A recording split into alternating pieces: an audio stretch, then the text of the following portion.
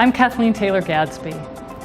As a leadership coach and facilitator and speaker, what I strive to do is help people be their best selves, to find pieces of themselves that maybe they're not aware of, strengths, abilities, and to leverage those and maximize those. Respect, curiosity, and accountability. In my mind, those three words have a lot of magic in them. When a leader respects the team, when they're curious about what's possible, and when they hold them accountable, that's when real engagement happens, when trust is built, when people take action. In my workshop, Coach Well, Lead Well, I help leaders gain some of the skills to practice respect, curiosity, and accountability, and to create an engaged workplace where people love what they do and they do it well. So take a look at these clips from my recent talk at South by Southwest. Sort of the more traditional model of a manager is that the manager knows everything, right? The boss has all the answers. And so if we need the answers, we go to the boss and the boss tells us. That may not be the paradigm in your workplace. I would say most of my working life, that was kind of the deal. And when you get promoted, maybe you've had this experience, you feel like, okay, now I need to be the person with all the answers. But that isn't, frankly, all that true. In our workplaces, even more so now. We got three generations working in the workplace right now. The idea that, hey, I'm in this job because I'm good, because I know what I'm doing, I'm smart. So how about if, instead of being the answer person all the time, boss, you create an environment where I can figure things out myself?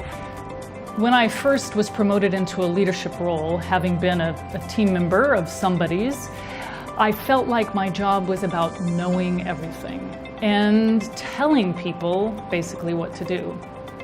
Over the years, I've learned that that's typically not the effective way to do it. Instead, really paying attention to what somebody's interests, skills, strengths are, to draw that out and help that drive the results. That's what great leadership is. When you think about that word empowered, most of you are younger than I. When I was coming up, empowerment was a really big new thing. And the idea really was giving somebody else the power, the authority, the accountability. That's what we're working toward in an environment that has respect, curiosity, and accountability. I think about the fact that I recognize that every single person in this room has skills, valuable skills. I don't happen to know what they are, but you all have skills. You all have potential to grow.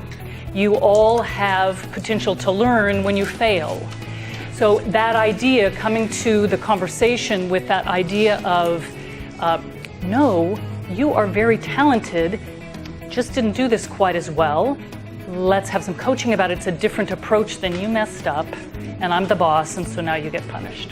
I think you'd agree that relationships are based on respect. In the workplace, that's really important, that we take the time to respect what people are great at, what they bring to the workplace, and we leverage that through that respect that we give them. Our habit is to listen to ourselves a lot, even when somebody else is talking, right? You know how it is, like you have this little storyline going along in your head, and sometimes we stop thinking about what the other person is saying, and we're thinking about all those great ideas that we have, or all these things we're going to say to them as soon as they're done. Curiosity is about saying, I wonder what's behind that. I wonder what they're going to do. So very curious, thinking about what you'd love to know, rather than coming up with the answers. As a leader, when we are curious, we open doors to discover new things about the team that works with us, what they can possibly do. When we ask questions, when we dig in, when we are curious, we create new things. We discover what's possible. A study was done by Gallup that people were overall more satisfied with their work, even though the work hadn't changed, but something about having that coaching helped.